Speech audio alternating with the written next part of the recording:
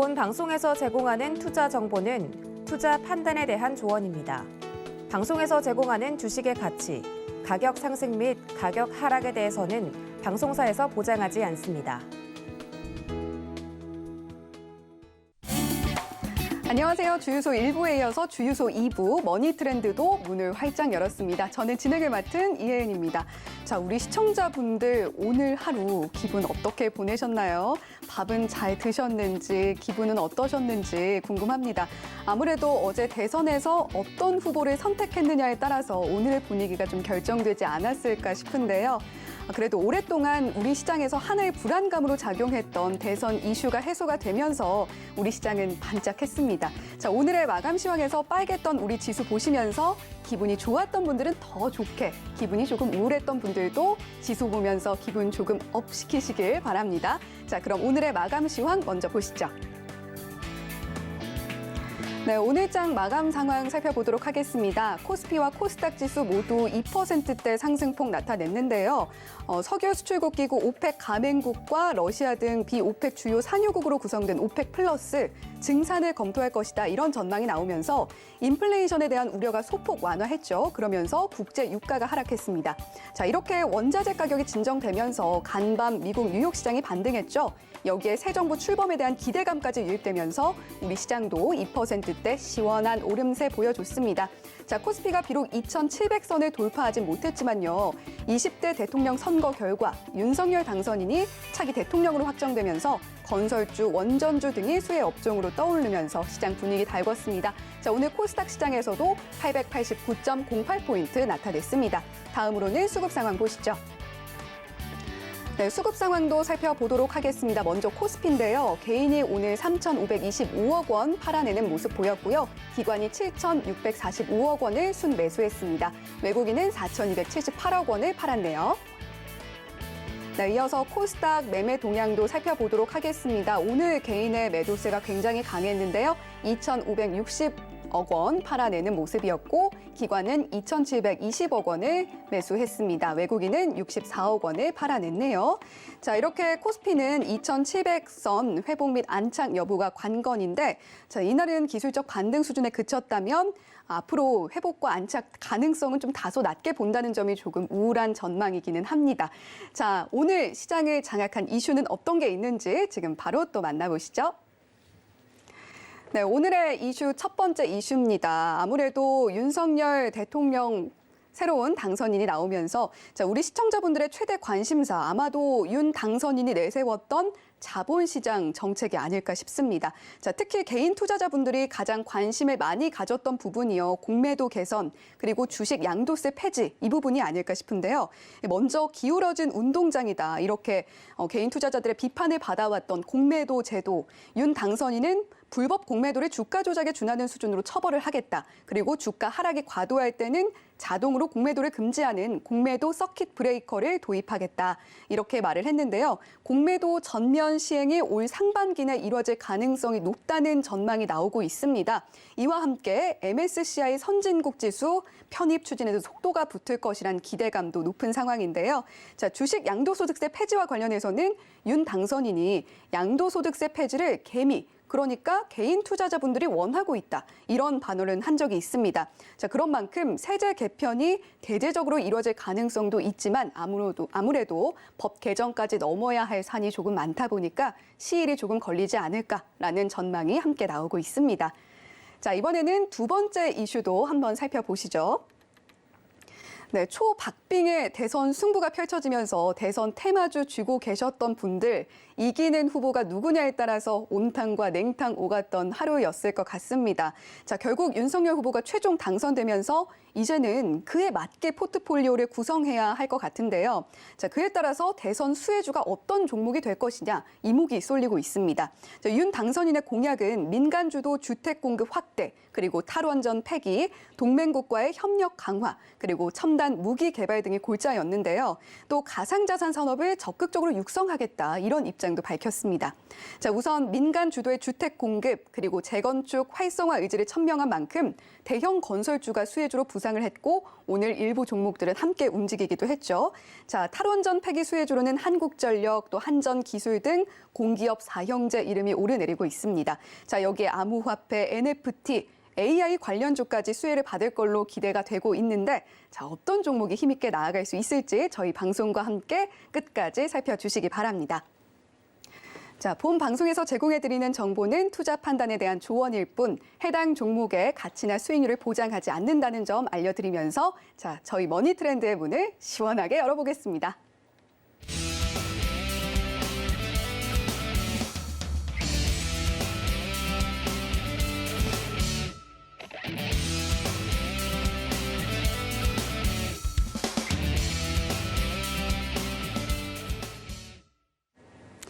자, 이슈 브리핑에서도 만나봤지만 오늘 시장을 움직인 이슈, 머니 이슈는 무엇이 있는지 만나보는 시간입니다.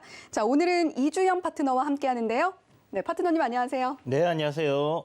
네, 오늘 시장 좀 어떻게 보셨는지 궁금한데 그 전에 제가 노란톡 고지를 좀 하고 가겠습니다. 네, 샵 0082번으로 저희 이주연 파트너님과 이야기 나누고 싶으신 분들 이주현이라고 보내주시면요. 저희가 참여 링크 안내해드리고 있고요. 또 기본 카메라 켜셔서 저희 하단에 나오고 있는 QR코드 스캔하시면 저희가 역시 참여 링크 보내드리고 있습니다. 많은 참여 부탁드리겠고요. 다시 이주연 파트너님 다시 만나보도록 하겠습니다. 자, 파트너님 네. 어떠셨어요? 오늘 기분? 일단 대통령 선거가 끝나서 네. 뭔가 좀 홀가분한 부분도 있었고 어제 너무 늦게까지 이 팝콘을 먹으면서 그쵸. 지켜보다 보니까 잠이 좀 부족한 감이 없잖아 있었는데 오늘 약간 피곤하신 상태인가요? 네, 시장은 정말 다행스럽게도 뭐 이게 대선이 끝났다고 해서 사실 반등이 이렇게 나왔다라고는 생각지 않고요. 뭐 다들 알고 계신 것처럼 전일 미증시 굉장히 좀 반등폭 강하게 나와줬고 유럽 네. 증시도 뭐 7%, 독일 지수 같은 경우는 거의 뭐 10% 정도까지 올랐다가 조정 나오고 했는데 네. 그런 영향 때문에 괜찮게 일단 쌍바닥 자리 지켜주면서 반등이 나와서 다행이다라는 생각이 들고요. 이제 전고점 자리 돌파만 좀 잘 해낸다면 시장이 좀 추세 전환할 수 있는 그런 가능성이 보인다라는 생각도 드는 그런 좀 희망적인 하루였다라는 생각이 듭니다. 네, 그래도 희망적인 하루였다라고 이야기를 해주셨고, 자, 20대 대통령 선거에서 아무래도 우리 시장 얘기가 가장 중요하잖아요. 이 윤석열 후보가 당선이 되면서 이 금융정책에 투자자들의 관심이 상당히 많이 쏠리고 있습니다. 저 주식시장 활성화와 관련된 정책들 대강 짚어드리긴 했지만 다시 한 번만 좀 짚어주시죠. 네, 지금 금융정책들 중에서 사실 뭐 다양한 정책들이 공약들이 있는데 그 중에서 이제 제가 가장 눈여겨 보는 것 중에 하나가 이제 주식 양도소득세 폐지. 그러니까 이제 우리 윤석열 후보가 공약했던 그 뭐 주식 활성화 방안 중에서 주식 양도소득세 폐지, 그러니까 양 후보가 공약했던 것 중에 이게 가장 좀 핵심이었다라고 저는 생각을 했었거든요. 네. 그래서 이제 화요일 날 우리가 이제 특집을 할 때도 이 부분에 대해서 이제 이야기를 드렸던 부분인데요. 주식 양도세 같은 경우는 사실 좀 이 말이 되는가 하는 그런 좀 정책이었습니다. 이유가 그전에는 이제 10억 정도를 보유하거나 이제 3% 정도 지분을 보유한 사람들을 대상으로 이제 했던 그런 부분이었는데 이게 이제 2023년부터는 1% 그리고 3억 이상 보유한 사람들을 대상으로 이렇게 양도소득세를 이제 매긴다라는 부분이었고 이게 이제 소득 공제 하도 이제 불만이 많으니까 한 5천만 원까지는 해준다. 그 다음에 2월 공제를 3년을 해준다라는 얘기가 나왔었는데 이런 부분들 정말 이 주식 양도소득세 얘기만 하면 한 시간 정도는 할 수 있을 것 같습니다.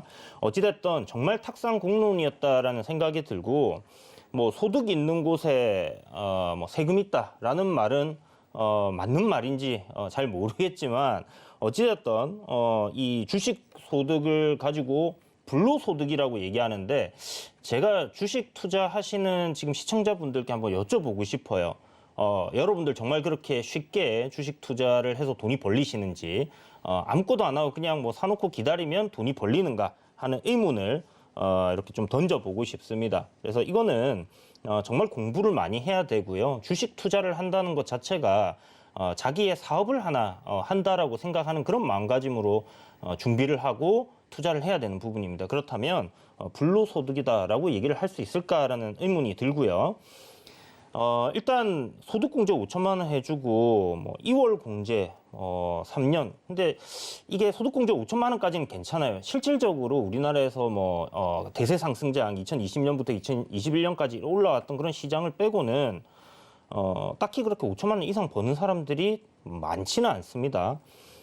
그런데 이 2월 공제라는 부분들, 뭐 주식 양도소득세, 그러니까 선진화 방향이라고 얘기하면서 진행을 했던 부분인데, 항상 그런 부분들은 이제 좀 우리가 잘 뺏기려고 하는 것 같습니다. 세금 물리고 하는 부분들은. 그런데 문제는 이거를 이제 우리가 접목을 해서 가져오겠다 했으면 미국이라든지 이런 곳에 2월 공제를 해주는 부분, 평생 해주는 그런 제도들도 좀 같이 가져왔었으면 좋지 않았을까, 그런 생각이 들고요. 뭐 어찌됐든 간에 지금 대선 후보가 폐지를 공약으로 걸었기 때문에 이게 실질적으로 진행이 될지는 좀 의문이에요. 왜냐하면 의석수가 그렇게 많지 않은 상황이기 때문에 요게 좀 돼야 된다라는 저는 생각 가지고 있고, 그다음 두 번째는 이제 공매도 제도 개선이, 뭐 공매도 관련된 부분들은 워낙 많은 분들이 이 불합리하다라는 얘기를 하고 있는 상황이고, 실질적으로도 좀 많이 불합리한 부분들이 있습니다. 공매도를 폐지를 하는 것은 사실 좀 불가능한 그런 부분이다라고 생각을 하시면 되고요. 대신에 이 기관이라든지 뭐 개인이라든지 이렇게 좀 같은 상황에서의 플레이를 할 수 있는 뭐 그런 제도적인 개선은 분명히 필요하다 생각이 들고, 그리고 이제 뭐 내부자 무제한 지분 매도에 대한 제한을 한다라고 했는데, 이 부분도 굉장히 좀 좋은 이슈라고 생각을 합니다. 보통 이제 주가가 급등을 하고 고점에 가면 대주주들이 블록딜로 시간 내서 다 팔아버린다든지, 아니면 뭐 대주주 물량이 튀어나오면서 다음 날부터 주가가 급락을 해서 개인들이 손해를 보는 그런 상황들이 발생을 하는데, 이런 부분도 좀 신경을 쓰고 있다라는 부분들 생각해 보면 윤석열 당선자라고 해야 되나, 후보 당선인, 예, 당선인이라고 해야 되겠죠. 윤석열 당선인께서 이 주식 관련된 정책 공부를 많이 하셨고, 좀 정책을 짜내시는 분들이 실질적으로 투자를 하신 분들이 아닐까라는 생각이 많이 들었어요. 그래서 이런 부분들이 저는 한 3가지 정도 이렇게 좀 눈여겨볼 수 있는 그런 정책이다라는 생각이 들었습니다. 네, 아마 투자하시는 분들이라면 모두가 공감하실 만한 말씀을 한마디 해주셨어요. 주식이 불로소득이냐 이렇게 말씀을 해주셨는데, 자, 일단은 증권 거래세는 그대로 유지를 하고 주식 양도세를 폐지하겠다 이거잖아요. 그런데 이 공약의 섹션이 주식시장 활성화 공약이니만큼 과연 이런 정책이 활성화에 실질적으로 도움이 될 것이냐, 이 부분이 가장 궁금하거든요. 이건 어떻게 보세요? 저는 도움이 굉장히 많이 될 거라고 생각을 합니다. 네. 일단 기본적으로 기존의 주식 양도세의 폐해가 뭐였냐면 10억 원이었었어요. 그러면 연말이 되면 일단 10억 이상을 가진 사람들은 주식을 10억 이하로 맞춰서 세금을 회피하려고 했었습니다. 그래서 항상 연말 되면 이런 주식 양도세 회피 물량들이 시장에 출회하면서 개인들이 뭐 수익과 손실을 떠나서 울며 겨자 먹기식으로 이렇게 좀 팔아야 됐던 부분들이 있었는데, 어떤 분들이 그런 얘기를 해요. 실질적으로 이 주식 양도세는 뭐 돈이 많은 사람들을 부자 증세지 뭐 가난한 사람들이나 일반인들을 위한 세금이 아니다라고 했는데, 잘 한번 생각해 보시기 바랍니다. 너무나 1차원적인 생각이고요. 이렇게 그 큰 손들이 시장에서 물량을 출회하기 시작하면 주가는 빠질 수밖에 없게 되는 거고, 그 보유 종목을 가지고 있는 개인 투자자들은 손실을 볼 수밖에 없는 게 현실입니다.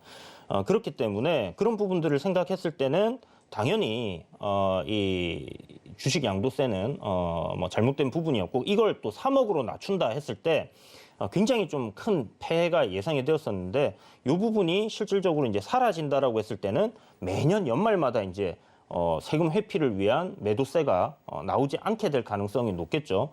실질적으로 이제 뭐 특정 당에서 조사를 했던 부분들을 보면 이 양도소득세를 내는 사람들은 극히 일부다라고 얘기를 하면서 이게 그냥 부자 감세다라는 얘기를 했었는데요. 다 팔고 회피를 하는데 그러면 세금 낸 사람들이 적을 수밖에 없는 게 당연한 거잖아요. 그리고 실질적으로 세금을 걷는 게 아니라 이거는 회피를 할 수 있는 부분들이 있기 때문에 세금을 걷어들이는 데 별 실효성이 없었던 부분도 분명히 있었다라는 부분들을 생각해 보면 당연히 없어졌어야 되는 그런 악법이었다라고 저는 생각을 하고요. 지금 뭐 증시가 활성화될 때 평균적으로 뭐 2019년 같은 경우 뭐 코스타 거래 대금 뭐 한 5조 정도를 이렇게 유지했을 때 국내 시장에서 이제 거래세로 걷어들이는 세금이 한 8조에서 좀 많을 때는 한 12조 정도가 이렇게 거친다고 합니다. 그런 세금이 오히려 세수에는 더 도움이 되지 않겠나라는 생각이 들고요. 이 스마트머니 그러니까 큰 손들이 만약 양도소득세가 미국과 같은 조건으로 이렇게 들어갔을 때 아까 좀 전에 여러분도 지금 화면에서 보시는 것처럼 우리나라가 이제 22%에서 뭐 27.5%의 구간을 가지게 되면 미국이나 영국이나 일본보다 더 많은 세금을 내야 되는 상황인 겁니다. 거기다 이제 5천만 원 이제 소득 공제가 있긴 하지만 3년 유예 기간이에요. 여러분들 뭐 좀 장기 투자를 하시고 종목 이렇게 물려 계셨던 분들 아시겠지만 오랜 기간 내가 손실이 나고 드디어 이제 좀 수익이 날만한데 그 기간이 지나서 세금까지 내야 되는 상황이 발생한다면 얼마나 억울하겠습니까? 거기다가 문제는 매도할 때 세금은 떼가고 그리고 내가 만약 손실이 난 거에 대한 2월 공제를 해달라 하는 부분은 다음 해 5월 종합소득세 신고할 때 해야 된단 말이에요. 그러면 그 기간 동안에 그 돈이 이렇게 묶여버리는 그런 상황들이 발생을 하는 거고 그 말인즉슨 시장에서 유통될 수 있는 돈들이 줄어들 수밖에 없다라는 거죠. 그러면 뭐 유동성이 당연히 줄어드는 부분이니까 시장이 활성화되는 것과는 반대로 갈 수밖에 없는 그런 정책이었다라고 생각이 들기 때문에 주식 양도세 폐지는 굉장히 좋은 공약이었다라고 저는 생각이 들고요.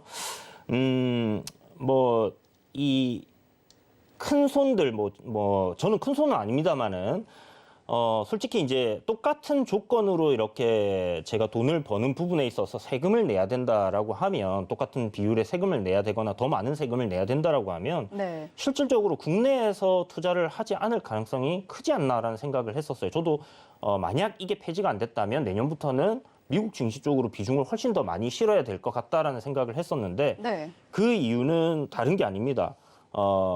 이 국내 시장의 글로벌 금융시장에서의 파이와 미국 시장의 파이는 엄청난 차이를 보여요. 전 세계 시장에서 미국 증시는 한 50%의 비중을 차지하고 있는 그런 마켓이고요. 코스피나 코스닥 같은 경우는 전 세계 2% 정도를 차지하는 그런 마켓입니다. 특히나 이제 이머징 마켓이라는 부분 때문에 시장이 이런 금리 인상이라든지 이런 이슈들이 있을 때마다 먼저 선제적으로 조정을 받고 그 폭도 굉장히 크다라는 부분들을 생각해 봤을 때 그리고 기업들의 주주 친화적인 그런 정책들이 많이 없는 그런 기업들이 많죠. 그래서 미국같이 배당을 꾸준하게 주고 이런 기업들에 투자를 하면 실질적으로 여러분들이 다우지수라든지 나스닥 차트를 열어놓고 보면 정말 끊임없이 상승을 해왔거든요.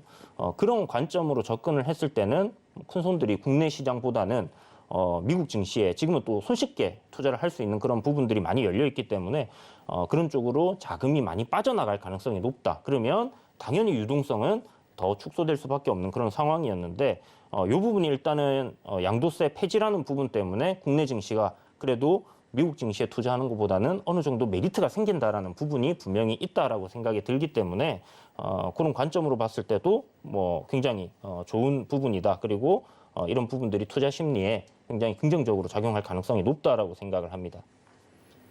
네, 일단 이주연 파트너님은 양도소득세 폐지가 분명히 우리 시장에 긍정적으로 작용을 할 것 같다라는 의견 나타내 주셨습니다. 자, 그리고 우리가 또 주목을 해봐야 될 게 공매도 제도예요.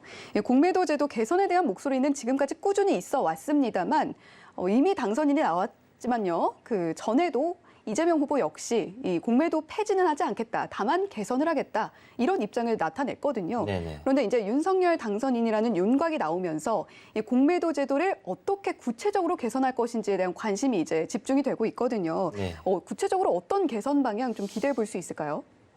공매도 같은 경우는 이제 일단 뭐 제가 윤석열 후보의 그 공매도 제도 개선 방안에 대한 뭐 디테일적인 부분들을 다 보진 않았는데 요게 이제 대략적으로 지금 나와 있는 부분들은 기관이나 외인들에 비해서 이제 개인 투자자들이 공매도를 하기에 굉장히 불리하게끔 지금 좀 설정이 되어 있는 부분들이 있어요. 네. 실질적으로 이제 이 공매도라는 부분들을 없애버리게 될 경우에는 국내 증시가 이제 뭐 MSCI 선진국 지수로 편입되는 데 있어서 불가능하다라고 생각을 하면 되기 때문에 시장이 커가고 발전하기 위해서는 어쩔 수 없이 이런 공매도 제도는 뭐 글로벌 스탠다드이기 때문에 있어야 된다라는 생각이 들고 분명 긍정적인 부분으로 작용하는 부분도 있다라는 걸 생각하면 될 것 같습니다. 그런데 지금 기관과 외인들 같은 경우는 증거금률이 한 105% 정도 됩니다. 그런데 개인들은 증거금 한 140%로 이렇게 좀 차이가 나는 부분이고요. 윤석열 후보가 이런 부분들을 좀 개선을 통해서 담보 비율에 대한 부분들 조정을 한다라는 그런 이야기를 하고 있고, 그리고 이 지금 기간적으로 외국인들 같은 경우는 이 공매도를 한번 했을 때 그 기간이 제한되어 있지 않습니다. 그러니까 한 번 공매도를 해놓고 어떤 기업이 뭐 부실하다고 하면 지금 당장 올라가서 내가 손실이지만 언제까지든 떨어질 때까지 기다린다라는 관점으로 볼 수 있다라는 부분이겠죠. 그래서 이게 무한정으로 기간이 잡혀 있는 부분들은 분명히 좀 개선이 돼야 되지 않겠나라는 생각이 들고, 특히 이제 개인들 같은 경우는 90일이 지나면 이제 상환을 해야 되는 그런 부분들이 있습니다. 그래서 이런 부분들이 좀 변경될 거다라는 생각이 듭니다. 그리고 한 가지가 공매도 서킷 브레이크 이야기를 했어요. 공매도 서킷 브레이크 같은 경우는 이제 공매도가 과하게 나오고 주가가 이제 하락할 때 그 공매도를 일시적으로 이제 정지하는 부분인데, 요거는 지금도 기존에 이제 뭐 공매도 과다 종목이라고 걸리게 될 경우에는 공매도를 일시적으로 좀 못하는 그런 부분들이 있기 때문에 그 부분을 갖다가 조금 더 강화하는 방향으로 진행되지 않겠나라는 생각이 들고요.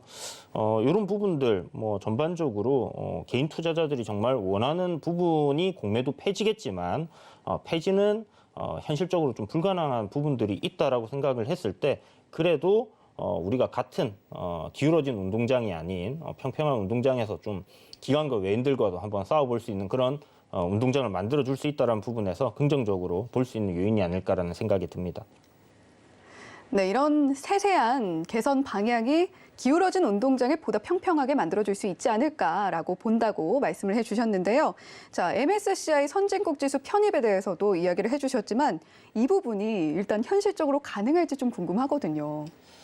의지가 있다면 저는 좀 가능하지 않겠나라는 생각이 드는데, 물론 저희 나라 같은 경우는 한 4차례 정도 진입 시도를 했다 실패를 했었어요. 거기에 이제 가장 큰 문제점이라고 지적됐던 부분이 환시장이었습니다. 보통 이제 외환시장 같은 경우 FX 거래를 하시는 분들은 아시겠지만 24시간 돌아가고요. 그 다음에 그 말은 이제 또 환전을 갖다 또 24시간 할 수 있는 그런 부분들이 생겨야 되는 겁니다. 그래서 언제든지 우리나라에 이렇게 좀 편하게 돈을 환전을 해서 들어오고 환전을 해서 빠져나갈 수 있는 그런 요건들을 만들어줘야지 선진국 지수에 편입시켜 주겠다라는 이제 뭐 그런 이야기들이 좀 있었었고요.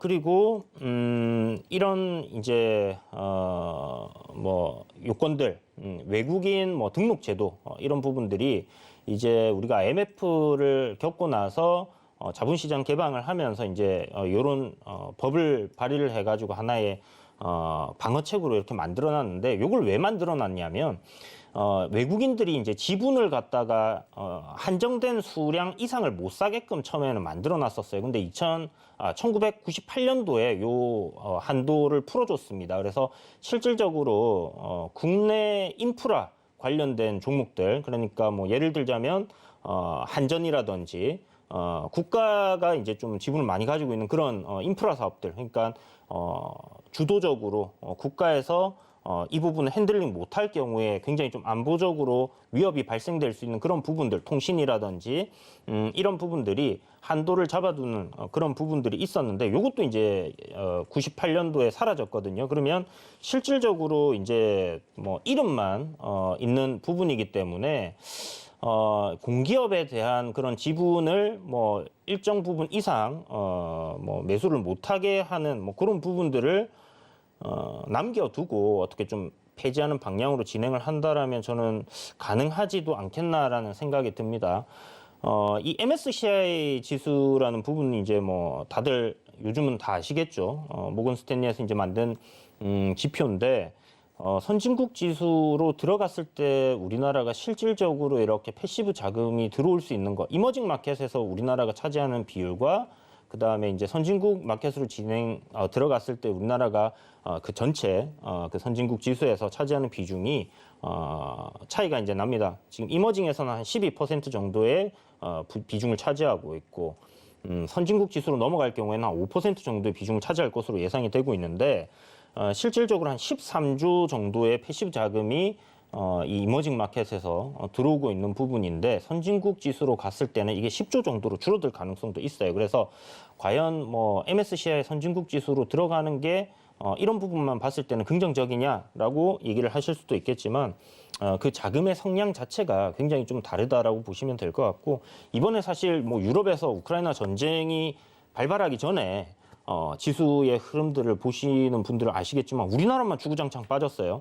아니 왜 선진국 지수들은 계속 올라가는데 왜 우리나라만 빠질까라는 부분들을 생각을 해보시면 이런 그 펀드 자금들의 성격이 그렇게 설정이 되어 있기 때문에 그렇다라는 겁니다. 그래서 결국은 선진국 지수에 들어갈 경우 지수의 변동성이 조금 더 줄어들 수 있고 탄탄하게 중장기적인 상승 흐름을 좀 이어갈 수도 있다라는 부분들을 생각했을 때 이 MSCI 선진국 지수에 편입이 될 경우 뭐 국내 증시 뭐 3,700포인트까지도 갈 수 있다라는 이야기들이 나오는 부분이라서 국내 증시에 이제 저평가되어 있다라는 이런 부분들 해소할 수 있는 방안으로 좋은 방안이라고 생각이 들어요. 근데 좀 전에 질문을 주셨던 것처럼 현실성 있냐라는 부분인데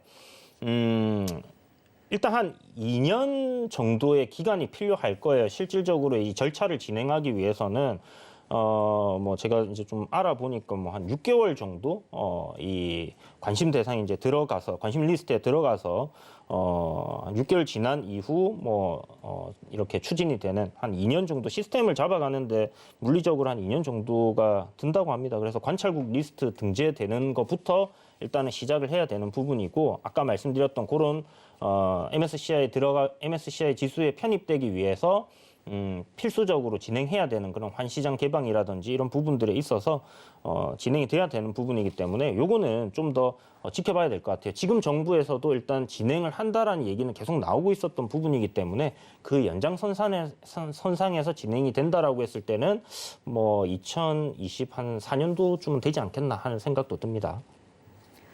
네, 일단 MSCI 지수 꿈의 지수긴 하지만 현실성을 볼 때 실제로 가능하다면 어찌됐건 물리적으로 최소 2년 이상은 필요하지 않겠나라는 현실성까지 짚어주셨습니다.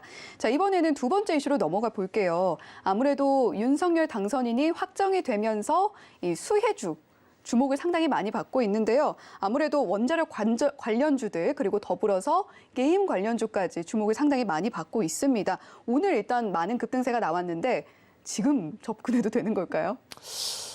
원전 관련주들, 그 다음에 이제 뭐 게임 관련주들, 글쎄요, 원전은 좀 조심하셔야 될 것 같고요. 실질적으로 이제 단기적인 매매 관점으로는 뭐 여전히 거래 대금이 크고 기대감이 존재하고 있는 상황이기 때문에 저는 충분히 트레이딩 관점은 접근을 해볼 수 있다라는 생각이 들지만 오늘 장중에 제가 이제 노란톡방에서 이 대선 관련된 종목들 오늘 급등 나오는데 신규로 접근하지 마시라고 조심하시라고 얘기 드리면서 올랐다라고 얘기하시는 분들께 수익 잘 챙기시라고 말씀드렸습니다. 그리고 나서 오후가 되니까 종목들이 윗꼬리를 달면서 굉장히 좀 빠지는 흐름들이 나왔는데요. 차트적으로는 흐름들이 괜찮은 그런 종목들이 있습니다. 차트 잠시 보도록 할게요. 보면 일단 그 원전 관련해서 지금 대장주는 보성파워텍입니다. 신고가 흐름을 보여주고 있고 오늘 윗꼬리도 많이 달고 거래 대금도 엄청나게 이제 터진 그런 상황인데 여전히 저는 아까 말씀드린 것처럼 트레이딩 관점 일진파워라든지 우리기술 대부분 저항 자리를 이제 돌파해내는 그런 흐름 속에 있기 때문에 트레이딩 관점은 괜찮고 단기적인 흐름도 상승 추세를 유지하고 있기 때문에 나쁘지는 않다 합니다. 그러나 여기서 이제 정부 정책 주니까 내가 매수를 해서 좀 대단한 수익을 내보겠다라고 생각을 하고 접근을 하시게 될 경우에는 굉장히 크게 손실이 날 수 있는 부분들이 있다라는 걸 인지하시고요. 진입하실 때는 꼭 손절가를 좀 잡고 이렇게 보시는 게 좋을 것 같아요. 제가 대선 테마 관련해서 이제 특집 때도 이야기 드렸지만 대선이 끝나고 나면 대선 테마라는 거는 없습니다, 여러분. 정책주는 뭐 계속 이어질 거다라는 얘기를 하는데 예를 하나 드려볼게요. 여러분들 중에서 이제 주식을 조금 오래 하신 분들은 이화공영이라는 종목을 기억하실 겁니다. 자, 이화공영 같은 경우는 4대강 사업 이야기가 나오면서 이명박 정부 때 엄청나게 급등을 했던 그런 종목이에요. 그런데 이게 보시면 실질적으로 이 종목에 이제 우리 역사를 이제 이래 한번 쭉 봅시다. 이명박 대통령이 당선됐던 시점 혹시 기억나시나요? 까마득하네요. 고등학생은 아니셨죠? 저는 그렇게 하면 나이가 나오는데. 그러나요? 자, 이제 이명박 대통령 때가 이제 딱 금융위기가 터졌던 그런 네. 시점이었습니다. 그래서 2007년도, 2008년도부터 이제 임기가 시작됐죠. 그때 당시에는 12월 달에 우리가 대선을 치렀었으니까. 자, 그래서 차트를 딱 보시면요. 이화공영이 그때 이명박 관련주 하면 대장주였습니다. 보시는 것처럼 엄청난 시세를 뿜었는데 12월 달 대선을 앞두고 주가가 급락을 해요. 끝나버렸습니다. 그리고 나서 이후에 주가 흐름이 어떻게 되었나? 뭐 실질적으로 이제 청와대 들어가셔갖고 일을 하는데 주가가 올랐나 하면 그런 기대감에 조금 반등하는 흐름 나오다가 끝없이 빠지는 그런 흐름들이 나왔다라는 거죠. 그래서 실질적으로 지금 뭐 박근혜 대통령의 뭐 저출산 관련주들, 뭐 아가방 컴퍼니라든지 이런 차트들도 여러분들이 한번 돌려서 보세요. 그래서 지난 정부의 대통령들의 관련주 검색을 하셔가지고 그런 주가 흐름들을 공부 삼아 보시게 되면 실질적으로 이게 그 전에 시세가 다 나고 대선이 끝난 이후에는 그냥 기대감에 약간 반등하다가 끝나는 경우들이 많더라라는 부분들을 확인해 보실 수 있습니다. 그래서 대선 테마로 접근하는 것은 바람직하지 않다라고 생각이 들고요. 다만 이 원전이란 부분 지금 우크라이나와 러시아의 전쟁 때문에 이 부분이 좀 부각이 많이 되고 있죠. 유럽에서도 친환경 에너지로 분류를 해서 진행이 되는 부분이고 우리나라도 지금 그렇게 진행을 하려고 하는 부분이고 대선 주자께서 이제 탈원전에 대한 부분들 탈피하는 방향으로 진행한다라고 하니까 기대감이 좀 남아 있는 것 같다라는 생각은 듭니다. 그래서 단기적인 트레이딩으로만 보고 추세가 꺾이는 흐름이 나오면 여러분 절대 반등이 나오겠지 하고 많이 빠졌으니까 사야지 하고 들어가시면 안 된다라는 부분들을 생각을 꼭 해두시길 바랍니다. 그리고 뭐 게임주 같은 경우는 실질적으로 이미 뭐 NFT, 메타버스 이런 걸로 워낙 많이 올랐었고요. 다시 한번 이런 그 메타버스라든지 NFT, 뭐 플레이 투 언이라든지 이런 생태가 활성화되는 그런 방향으로 가지 않는 다음에는 조금 힘들지 않을까, 섹터 전체가 다 움직이기에는. 그러나 뭐 개별적인 신규 게임 출시라든지 이런 부분으로는 충분히 또 상승 흐름들이 나올 수 있다, 이렇게 말씀드리겠습니다. 네, 일단 원전 관련주 관련해서는 트레이딩 관점 괜찮고 일단은 단기적으로 특히 좋다 이렇게 설명을 해주셨고요. 위험할 수 있기 때문에 손절가는 꼭 짚고 들어가셨으면 한다라는 의견까지 보내주셨습니다. 더해서 대선이 이제 끝났기 때문에 대선 테마주는 더 이상 없다라는 이야기까지 해주셨어요. 사실 시간만 더 있다면 대선 관련해서 이야기를 더 할 수 있을 것 같은데 네. 이 시간이 부족하다 보니까 상당히 아쉽네요. 더 이주현 파트너님과 이야기하고 싶으신 분들 샵 0082번으로 이주현이라고 보내주시면 됩니다. 거기서 더 이야기 나누실 수 있고요. QR코드 스캔해서 입장하실 수도 있으니까요. 많은 참여 부탁드리도록 하겠습니다. 자, 이렇게 오늘 시장을 움직인 머니 이슈 살펴봤고요. 이번에는 머니 섹터 시간인데요. 오늘 시장을 움직인 머니 섹터는 어떤 건지 지금 바로 만나보시죠.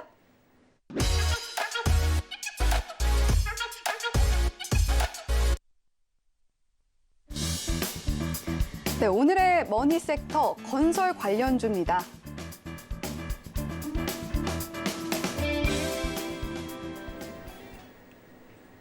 네, 오늘 시장에서 가장 주목을 많이 받았던 섹터로 이주연 파트너님은 건설 관련주 꼽아주셨는데요. 오늘의 머니 섹터로 선정해 주신 이유 대충 알 것 같습니다. 그죠? 오늘 네. 뭐 건설주를 빼놓고 시장을 얘기할 수가 없잖아요. 그렇습니다. 제가 그 건설 섹터 별로 좋아하지 않는 섹터 중에 하나거든요. 네. 그러니까 국내 전통 산업들, 제조업 이런 부분은 그동안 뭐 그렇게 상승세가 강하게 나오거나 좋지 않았었기 때문에 네. 항상 저는 좀 배제를 하고 봤고 성장성 위주의 그런 종목들 위주로 좀 공략을 하다 보니까 건설주도 그렇게 좋아하는 편은 아닙니다만은 이번에 조금 눈여겨볼 필요가 있지 않겠나라는 생각이 드는 부분이 건설 관련주들 같은 경우는 뭐 한 차례 작년 시세가 좀 나왔다가 좀 오랜 기간 조정기를 거쳤어요. 기간 조정이라든지 가격 조정이라든지 이런 부분들을 거쳤고 그다음에 뭐 여러분들 다 알고 계시겠지만 부동산 가격 폭등하면서 지금 정권 교체 열망이 커졌던 것처럼 그만큼 국민적 관심을 가지고 있는 쪽이 이 부동산 쪽입니다. 저는 이제 금리 인상하게 되는 시점이 오고 미국에서 이제 뭐 연 한 5%까지 금리를 올리게 되는 상황이 온다라고 하면 부동산 가격들이 굉장히 좀 안 좋게 될 가능성이 높다라고는 생각이 들지만 어찌됐든 지금 현재 이슈는 분명히 이 건설 쪽으로 쏠려 있는 상황이다라는 부분입니다. 오늘 여러분들 상한가 간 종목들을 딱 보시면요. 신원종합개발이 상한가 같고 삼부토건이 상한가 같습니다. 물론 이 두 종목들이 이제 정부 정책 관련주였던 부분들을 생각을 한다라면 좀 전에 뭐 대선 테마, 대선 인맥주라든지 정책주 보지 말라고 하지 않았냐라고 하실 수 있겠지만 이 부분이 아까 말씀드린 것처럼 조정이 바닥까지 나왔던 종목들 그리고 단기적으로 이제 이런 이슈화적인 부분에서는 공략을 할 수 있는데 상가 같던 그런 종목들뿐만이 아니라 지금 현재 나오고 있는 서울시에서 뭐 35층 규제 완화했다라는 이슈하고요. 그 다음에 이제 유가 상승에 따른 뭐 또 해외 발주 물량들이 있을 수 있단 말이에요. 플랜트 같은 부분이나.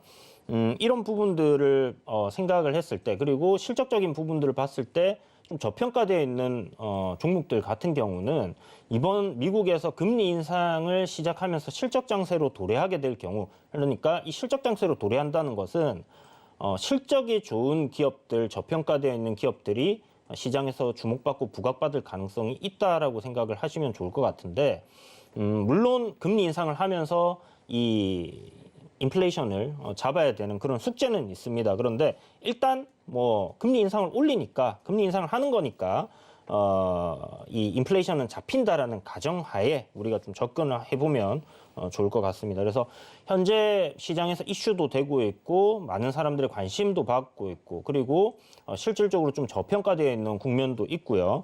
공급을 확대한다라는 부분은 사실 뭐 양 후보가 다 이렇게 공약을 내걸었던 그런 상황입니다. 다만 이게 이제 민간 주도로 가느냐 공공 주도로 가느냐 하는 그런 차이가 좀 있었을 뿐인데 이게 이제 오늘 많은 사람들이 어제 밤늦게까지 이제 대선 후보 누가 당선이 될 것인가라는 부분을 보고 그래 그럼 건설주를 공략해야지 하고 좀 매수를 한 게 아닐까라는 생각도 들고요. 기관과 외인들도 거기에 좀 동참을 한 것 같다라는 생각이 듭니다. 사실 지금 시장의 전쟁 이슈를 제외하고 나면 무언가 시장을 이끌어갈 만한 이슈는 딱히 없는 상황에서 대선이라는 부분이 끝나는 시점에 이렇게 국민적 관심을 가지고 있는 건설 섹터가 움직였다라는 것은 긍정적으로 좀 단기적으로는 좀 긍정적으로 볼 수 있지 않겠나라는 생각이 들기 때문에 이쪽 섹터를 잡았고요. 오늘 거래 대금 역시 이 건설 섹터로 굉장히 좀 많이 돈들이 쏠렸다라는 부분들을 생각해 보면 머니 섹터로 괜찮은 섹터가 아닌가라는 생각이 들어서 그렇게 좀 준비를 했습니다. 네, 평소 건설업종을 그렇게까지 선호하시진 않음에도 불구하고 오늘 머니섹터로 건설 관련주 설정을 해주셨습니다. 자, 오늘의 머니섹터 건설 관련주인데 섹터 내 종목에 대한 고민도 한번 짚어보도록 하겠습니다. 자, 시청자님이 문자로 상담 내용 보내주셨는데요. 자, 내용 보겠습니다. 이미 한번 언급을 해주셨던 신원종합개발이고요. 매수가가 9,870원, 비중이 20%입니다. 자, 신원종합개발이 오늘 상한가 안착했거든요. 그런데 그 안착한 종가가 9,230원입니다. 그런데 매수가가 9,870원이에요. 네. 그리고 비중도 20%로 그렇게 작지 않은데 어떻게 좀 대응을 해야 될까요? 이거 뭐 내일 아마 매수가 위로 한번 올라오지 않을까라는 저는 생각을 좀 하는데요. 신혼종합개발 같은 경우는 제가 이제 건설주들 이야기 드리면서 일성건설, 벽산 그리고 보시라고 얘기 드리다가 이제 벽산을 제외하고 신혼종합개발을 봐야 된다라고 이야기를 드리면서 급등을 한번 했던 그런 종목이죠. 항상 이제 건설주는 요 두 개만 보세요라고 이야기 드리면서 제가 이 한참 올라갈 때 그렇게 이야기를 드렸었는데. 지금 뭐 바닥까지 저점 반등이 나올 수 있는 구간까지 일단 조정이 나와서 오늘 시가부터 갭 상승하고 상한가 간 부분 굉장히 긍정적으로 보인다라는 부분이고요. 요게 오늘 장 초반부터 좀 강세가 나왔을 때 제가 이제 상한가 갈 거라고 예상을 좀 하긴 했는데 그 이유가 다른 부분이 아닙니다. 가격이 9,000원, 8,000원대였기 때문입니다. 결국 이제 지금 시장에서 건설주들이 오늘 아침부터 강했고 그러면 그중에서 가벼운 종목들 중에 상한가 갈 만한 종목이 뭐가 있을까라고 봤는데 신혼종합개발이 가장 이제 강하게 오전에 시세를 줬던 부분이었고요. 그런데 이게 10,000원이라는 이 대라운드 피겨와 얼마 차이가 나지 않는 부분이 있어요. 보통 가격이 이제 9,000원대 부근에 이제 놓여 있게 되면 10,000원은 금방 가겠지라는 그런 심리적인 요인들이 분명히 작용을 하게 되거든요. 그런 부분들이 오늘 상한가를 만들어낸 게 아닌가라는 생각이 들고 뭐 거기에 세력이라든지 뭐 이런 매수를 좀 강하게 했던 사람들이 분명 그런 부분들도 생각을 해서 붙지 않았을까라는 생각이 듭니다. 그래서 일단 내일 정도는 시가 상승 출발해서 뭐 10,000원 정도까지 한번 아니면 10,000원이라는 가격대 부근까지는 갈 수 있지 않을까라는 생각이 들기 때문에 지금 매수하신 가격이 9,870원이라면 내일 정도는 매도를 하고 나올 수 있는 부분이 분명히 있다라는 생각이 들고요. 아직은 지금 하락 추세에서 반등이 한번 강하게 나오는 구간이기 때문에 추세 전환이라고 보고 뭐 계속 끌고 가시기보다는 일단 한 차례 끊어내고 그리고 나서 눌림이 나온 이후에 다시 상승 흐름으로 이어가는 그런 건설 섹터들의 흐름이 만들어진다라고 하면 그때 가서 공략을 하셔도 또 늦지 않을 거다라는 말씀을 드리겠습니다. 네, 이렇게 신원종합개발, 머니섹터 내 관련 고민으로 신원종합개발까지 점검을 해주셨고요.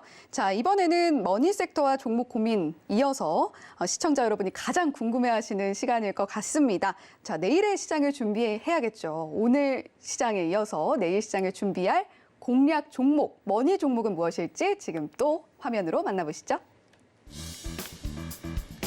네, 머니 종목 현대건설입니다. 네, 현대건설 오늘 장중 내내 흐름 아주 좋았습니다. 8.94% 상승한 48,150원의 종가 형성했고요. 공약에 따라서 민간 공급이 활성화되지 않겠느냐 하는 기대감이 작용한 걸로 보입니다. 네, 유주연 파트너님, 오늘의 머니 종목으로 현대건설, 네. 건설 업종 싫어하시는 거 맞죠? 네, 이제 별로 그렇게 좋아하지는 않는데 네. 머니 섹터와 같은 종목을 골라야 되지 않나라고 생각을 해서 네. 좀 한번 패키지로 좀 준비를 해봤습니다. 네. 사실 이 건설주들 중에서도 이런 대형주들 말고 제가 작년에 막 되게 강조를 드렸던 뭐 삼목 에스폼이라는 그런 기업들도 있고요. 3일 CNS라는 뭐 소형주들도 있습니다. 굉장히 그 올라갈 만한 모멘텀이나 이슈가 좀 가득한 그런 종목들이 있는데 왜 대형주를 가져왔냐? 일단 실적 장세가 제가 금리 인상 이후에는 도래할 거다라고 이야기를 드렸잖아요. 현대건설 같은 경우는 실질적으로 실적이 굉장히 지금 좋게 나오고 있는 부분이고 그에 비해서 주가는 저평가되어 있는 부분입니다. 그리고 보시는 것처럼 이제 시장이 작년 여름부터 해가지고 빠지기 시작하면서 지수와 함께 그대로 이렇게 밀려 내려왔는데 현재 지금 코스피 지수보다는 굉장히 강한 상태로 상승 흐름이 나와주고 있거든요.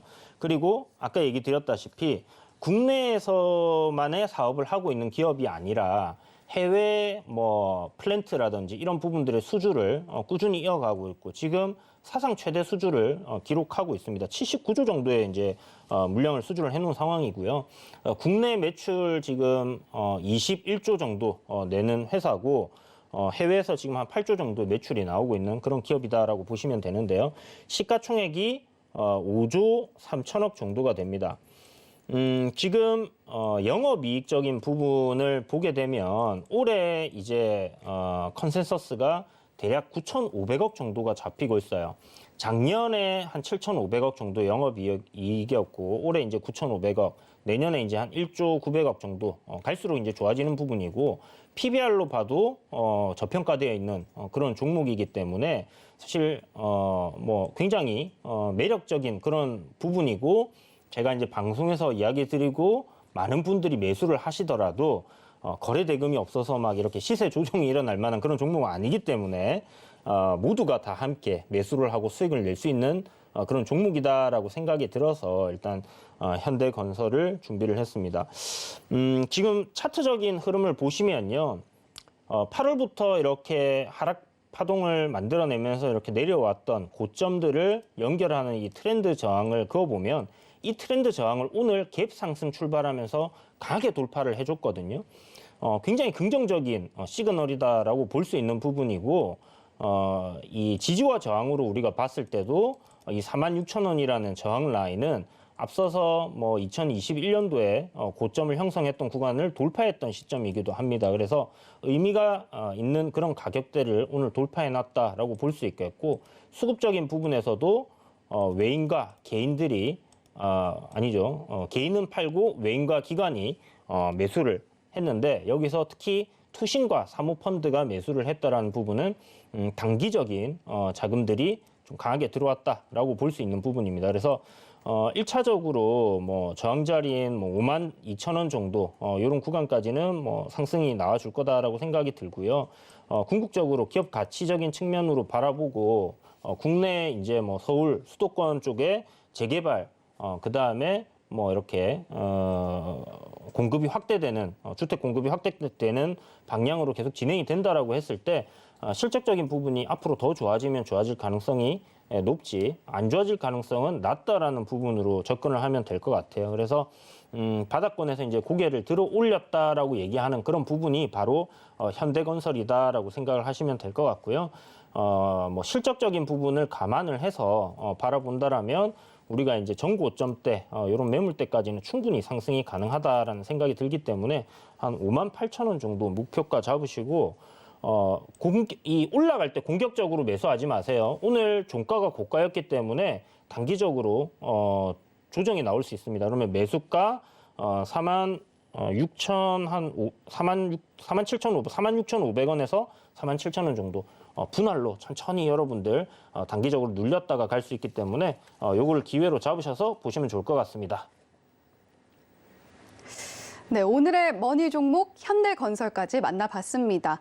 자, 이주연 파트너님과 함께 이야기 더 나누고 싶으신 분들은요. 샵 0082번으로 이주현이라고 보내주시면 더 많은 종목 이야기 그리고 시장 이야기 짚어볼 수 있으니까요. 많이 참여해 주시길 바라겠고요. 또 QR코드 스캔해서도 입장하실 수 있다는 점 함께 안내해 드리도록 하겠습니다. 자, 그러면 현대건설 증권사에서는 어떤 이야기 하고 있는지 지금 뒤에 화면이 떠 있는데요. 함께 만나보시죠.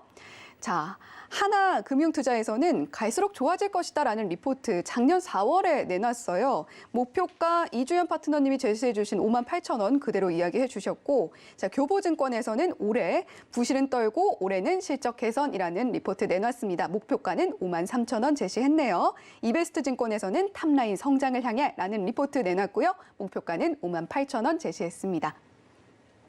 자, 이렇게 오늘의 머니 종목 증권사 리포트까지 만나봤는데요. 자, 파트너님 오늘 많은 이야기 해주셨는데 또 공개 방송이 있으시다고요? 네, 내일 장전부터 시작을 해서 공개 방송을 진행할 텐데 내일 뭐 트레이딩 할 만한 종목들 함께 하실 수 있다라는 부분들 설명드리겠고요. 다음 주 또 여러분들이 눈여겨보면 수익을 낼 수 있을 만한 그런 종목들, 시장에 대한 상황들 함께 체크해 드릴 테니까 많은 참여 부탁드립니다. 네, 내일 오후 3시라는 점 기억을 해주시고요. 이 무료 공개 방송 함께하고 싶으신 분들 샵 0082번으로 이주현이라고 보내주시면 또 한 번 안내 받으실 수 있으니까요. 많이 참여해 주시길 바라겠습니다. 자, 서울경제TV의 주유소는 자본시장 통합법을 준수합니다. 일대일 투자 상담, 유사 수신 행위 등 모든 불법 사항을 엄중하게 금지하고 있다는 점 안내해 드리고요. 서울경제TV, 서울경제신문은 당사의 브랜드입니다. 서울경제증권TV와는 무관하다는 점을 안내드리면서 오늘 주유소 2부 여기서 마치도록 하겠습니다. 시청해주신 여러분 고맙습니다.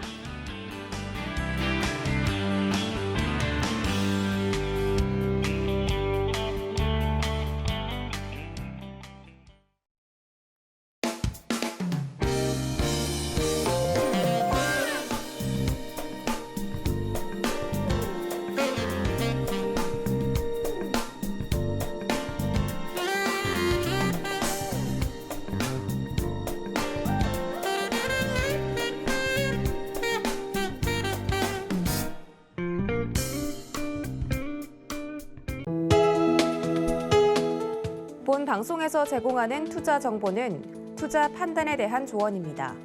방송에서 제공하는 주식의 가치, 가격 상승 및 가격 하락에 대해서는 방송사에서 보장하지 않습니다.